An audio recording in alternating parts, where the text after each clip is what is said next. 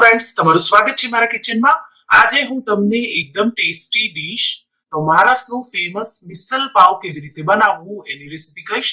મહારાષ્ટ્રમાં અલગ અલગ જગ્યાએ અલગ અલગ રીતે મિસલ પાવ બનતું હોય છે, તો હું તમને આજે મારી રીતે અને આપણે ઘરે બનાવીએ તો ઓછા તેલમાં અને આપણા ટેસ્ટ પ્રમાણે આપણે મરચું વાપરી અને આ મિસલ પાવ બનાવી શકીએ છીએ. તો તમે આ ટેસ્ટી મિસલ પાવની રેસીપી જરૂરથી ટ્રાય કરજો. જો તમને મારી રેસીપી ગમે તો તમે મારા વિડીયોને લાઈક કરજો, શેર કરજો અને મારા ચેનલને સબસ્ક્રાઇબ કરજો. અને આવી જ નવી રેસીપી માટે તમે બેલ આઇકોન બટનને પ્રેસ કરજો. તો કોલ્હાપુરી મિસલ હોય એ એકદમ તીખું હોય છે, તો હું તમને આજે પુનેરી સ્ટાઇલ, તો પુનામાં જે મિસલ પાવ મળે એ સ્ટાઇલથી હું બનાવીશ. અને આ આપણે મિક્સ કઠોળ ઉગાવેલા હોય એ વાપરી અને બનાવશું. તો તમે મિસલ પાવ બની જાય એટલે ગરમ ગરમ મિસલ પ્લેટમાં કાઢી એના પર મિક્સ ચેવડો, તો મેં ગાંઠિયા, પૌવા અને શેવનો ચેવડો લીધો છે. એના પર ઝીણી કાપેલી ડુંગળી અને ઝીણા કાપેલા ધાણા થી ગાર્નિશ કરી એને સર્વ કરો. સાથે તીખો રસો અને ફરસાણ કોઈને વધારે જોવે તો એ રીતે સર્વ કરવાનું. તો મેં અહીંયા 200 ગ્રામ ઉગાવેલા મઠ, ઉગાવેલા મગ, ઉગાવેલા ચણા અને પલાળેલા લીલા વટાણા લીધા છે. તમે એકલા મગ ઉગાવેલા કે એકલા ઉગાવેલા મઠ લઈને બી આ મિસલ બનાવી શકો છો. તો પહેલા આપણે આ મિક્સ કઠોળને કુકરમાં બાફી લેશું. તો એના માટે આપણે એને પ્રેશર કુકરમાં ટ્રાન્સફર કરી દઈશું. તમે ઉગાવેલા મઠ મગ એકલા લઈ શકો છો, ચણા ઉગેલા ન હોય તો બી ચાલે છે. અને એમાં મીઠું આપણે સ્વાદ પ્રમાણે નાખી દઈશું અને 1/4 ટીસ્પૂન જેટલી આપણે હળદર નાખી એમાં 2 કપ જેટલું પાણી નાખી અને આપણે 2 વિસલ પ્રેશર કુકરમાં કરી લેશું. અને આમાં આપણે પાણી પછી વધારે નાખશું એટલે અત્યારે થોડું પાણી નાખવાનું અને આપણે એને બાફી લેશું. તો હું 2 વિસલ કરી લઈશ. 2 વિસલ કરી અને પછી મેં એને પ્રેશર નીકળી પછી ખોલ્યું છે. તો મીડિયમ ગેસ પર 2 વિસલ કરીએ તો આ રીતે સારી રીતે કઠોળ બધું બફાઈ ગયું છે. હવે આપણે એક પેસ્ટ બનાવી લેશું. તો પેસ્ટ માટે નાના મિક્સર જારમાં 1 ઇંચ આદુના ટુકડા, 15 થી 20 લસણની કળીઓ અને 2 થી 3 ટેબલ સ્પૂન જેટલું આપણે ખમણેલું સૂકું નાળિયેર હું નાખી રહી છું.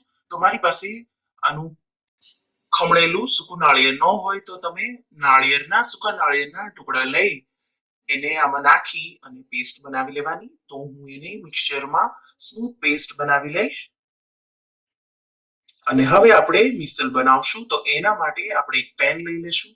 એક પેનમાં મેં 3 થી 4 ટેબલ સ્પૂન જેટલું તેલ લીધું છે. તો આટલા જ તેલમાં આપણે એકદમ તેલવાળું ટેસ્ટી મિસલ પાવ આપણું બનશે. તેલ ગરમ થઈ જાય એટલે આપણે એમાં એક ઝીણી ડુંગળી કાપેલી નાખી દેશું. ડુંગળી મેં મોટી લીધેલી છે, તો આ રીતે મેં ઝીણી કાપી લીધી છે. મિક્સ કરી આપણે ડુંગળીને સારી રીતે સાતળી લેશું. સાથે સાથે હું 1/4 ટીસ્પૂન જેટલી હિંગ નાખી દઈશ. તો હિંગ ઓપ્શનલ છે, તમારે નાખવી હોય તો નાખવાની, પણ આપણે કઠોળ વાપરતા હોઈએ એટલે હિંગ થોડી વાપરવાની. અને સારી રીતે આપણે ડુંગળી ટ્રાન્સપરન્ટ થઈ જાય ત્યાં સુધી આપણે સાતળી લેશું. તો ડુંગળીનો કલર ચેન્જ થઈ જાય ત્યાં સુધી આપણે સારી રીતે સાતળવાનું છે. ડુંગળી જો તમારે ઝીણી ન કાપવી હોય તો તમે એને ખમણીને કે પછી મિક્સચરમાં એની મોટી દરદરી જેવી પેસ્ટ બનાવીને બી નાખી શકો છો. ડુંગળી હવે સારી રીતે થઈ ગઈ છે. હું એમાં લસણ, આદુ અને નાળિયેરની પેસ્ટ જે આપણે બનાવી હતી એ નાખી દઈશ. અને તમે જોઈ શકો છો એકદમ ઝીણી છે આપણી પેસ્ટ. સારી રીતે મિક્સ કરી આપણે પેસ્ટને 3 થી 4 મિનિટ માટે મીડિયમ ગેસ પર સાતળી લેશું. તો હવે પેસ્ટ સારી રીતે સતળાઈ ગઈ છે, તેલ પણ છૂટું પડી ગયું છે. હવે હું એમાં એક ટમેટું લઈ એની પેસ્ટ બનાવી નાખી દઈશ. તો ટમેટું પણ મેં મોટું લીધું છે. તમે જો નાના ટમેટા વાપરતા હો તો તમારે 2 ટમેટા લઈ લેવાના. તો આ રીતે સારી રીતે પેસ્ટ સતળાઈ જાય એટલે આપણે ટમેટાની પેસ્ટ નાખી દઈશું, મિક્સ કરી દઈશું અને ટમેટામાંથી તેલ થોડું છૂટું પડી જાય ત્યાં સુધી આપણે થવા દઈશું. તો ટમેટા થાય ત્યાં સુધીમાં હું મિક્સર જારમાં 3 થી 4 ટેબલ સ્પૂન જેટલા ધાણા અને 1 મુઠ્ઠી જેટલા શિંગદાણા મેં કાચા જ લીધા છે, એની હું પેસ્ટ બનાવી લઈશ. 1/4 કપ જેટલું પાણી વાપરી અને હું પેસ્ટ બનાવી લઈશ. ટમેટામાંથી તેલ છૂટું પડી ગયું છે, તમે જોઈ શકો છો. તો આપણે હજી 1 મિનિટ માટે ટમેટાને થવા દેશું. તો આવી સ્મૂથ પેસ્ટ મેં બનાવી લીધી છે. હવે ટમેટા સારી રીતે થઈ ગયા છે. હવે આપણે એમાં મસાલા કરી લેશું. તો પહેલા હું એમાં અડધી ટીસ્પૂન હળદર, 1 ટીસ્પૂન મેં તીખું લાલ મરચું નાખ્યું છે અને 2 ટીસ્પૂન હું કાશ્મીરી લાલ મરચું નાખી દઈશ. તો કાશ્મીરી લાલ મરચું જો તમે વાપરશો તો મિસલનો કલર છે એકદમ લાલ આવશે અને મિસલ છે એ બિલકુલ તીખું નહીં બને.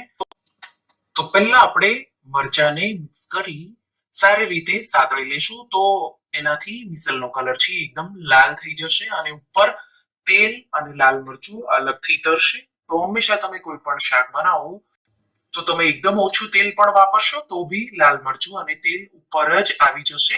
તો આપણે પછી એમાં ગ્રેવી નાખવાની. તો આ રીતે પહેલા સાતળી લેશું. તો હવે સારી રીતે મેં મરચાને 2 થી 3 મિનિટ માટે સ્લો ગેસ પર સાતળી લીધું છે.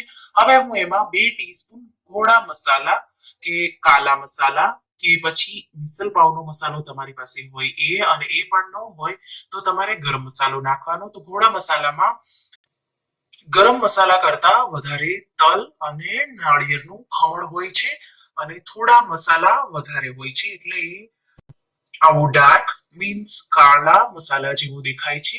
મિક્સ કરી અડધી મિનિટ માટે સાતળી એમાં આપણે બનાવેલી શીંગ અને ધાણાની પેસ્ટ નાખી દેશું.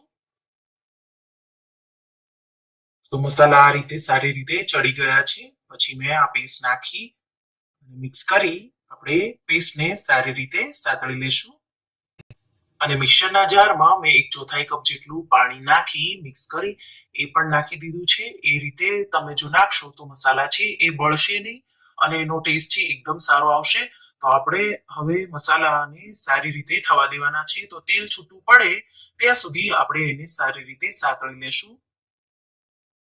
મીઠું હું નાખી દઈશ રસા પ્રમાણે અને મસાલા પ્રમાણે. તો મીઠું તમે તમારા સ્વાદ પ્રમાણે તમારે નાખી દેવાનું. મિક્સ કરી દેશું. તેલ છૂટું પડી જાય ત્યાં સુધી આપણે થવા દેશું.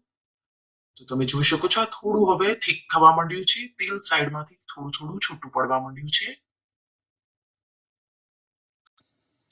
તો આ રીતે મસાલો તેલ છૂટું પડે ત્યાં સુધી થવા દેવાનો. અને હવે હું એમાં બાફેલા કઠોળ તો પાણી સહિત હું નાખી દઈશ. તો કુકરમાં જે આપણે પાણી નાખ્યું હતું એ સહિત આપણે કઠોળ નાખી દેવાના. મિક્સ કરી દઈશું અને સાથે સાથે 2 કપ જેટલું હું પાણી નાખી દઈશ. તો તમારે કેટલો રસો રાખવો છે મિસલમાં એ રીતે તમારે પાણી નાખી દેવાનું. તો મેં 2 કપ જેટલું પાણી નાખી દીધું અને હવે આપણે એને ઢાંકી અને સારી રીતે ઉકળવા દઈશું. તો 5 મિનિટ માટે હું મિસલને મીડિયમ ગેસ પર ઉકળવા દઈશ. તો આ રીતે તમે ઉકળવા દેશો તો બધું તેલ આ રીતે છૂટું પડી જશે અને વચ્ચે વચ્ચે 1 થી 2 વાર આપણે મિક્સ કરી દેશું. તો તમારે એકદમ સારી રીતે ઉકળવા દેવાનું, એટલે જે બધો મસાલો આપણે કર્યો છે એ કઠોળમાં સારી રીતે બેસી જાય અને મિસલ છે એ એકદમ ટેસ્ટી બની જાય. તો આ રીતે તમે કોઈ પાર્ટી ઓર્ગેનાઇઝ કરતા હો કે કિટી પાર્ટી કે એવું કઈ હોય તો તમે આ રીતે પહેલેથી મિસલ બનાવીને મૂકી દો એક સાથે. અને પછી તમારે એને ઝીણી ડુંગળી, પાવભાજીના જે બ્રેડ હોય લાદી પાવ એની સાથે તમારે આ ગરમ ગરમ મિસલ પાવ તમે એકદમ ઝટપટ સર્વ કરી શકો છો. તો તમે જોઈ શકો છો ઉપરથી એકદમ સારી રીતે તેલ છૂટું પડી ગયું છે અને આપણું મિસલ પાવ ગરમ ગરમ હવે રેડી થઈ ગયું છે. તો એકદમ તમે સારી રીતે મસાલાને થવા દેશો તો આ રીતે તેલ ઓછા તેલમાં પણ તમારું મિસલ પાવ છે એકદમ બાર જેવું જ બનશે. તો આ સારી રીતે હવે ઉકળી ગયું છે અને આપણું મિસલ છે એ તૈયાર છે. અને તરી માટે મેં રસો થોડો વધારે જ રાખ્યો છે.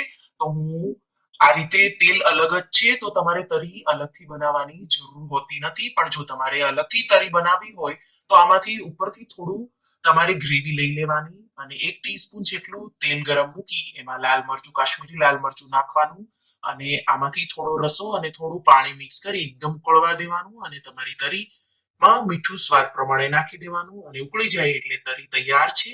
અને મેં મિસલ પાવને ગરમ ગરમ સર્વિંગ પ્લેટમાં કાઢ્યું છે. એના પર સેવ, ગાંઠિયા અને પૌવા, શિંગદાણા એવો મિક્સ ચેવડો છે એ મેં આ રીતે નાખ્યો છે. ઝીણી કાપેલી ડુંગળી નાખીશું. લીંબુના સ્લાઇસ સાથે ઉપરથી લીલા ધાણાથી ગાર્નિશ કરી દેશું. અને તમે એક્સ્ટ્રા ફરસાણ અને પાવ સાથે અને તીખી તરી સાથે ગરમ ગરમ મિસલ પાવને સર્વ કરો. આ એકદમ ઈઝી છે અને ખાવામાં બહુ જ ટેસ્ટી બને છે. તો તમે આ મહારાષ્ટ્રનું ફેમસ મિસલ પાવ એકવાર જરૂરથી ટ્રાય કરજો અને મને કમેન્ટમાં કહેજો કે તમને મિસલ પાવની રેસિપી કેવી લાગી. Thank you for watching.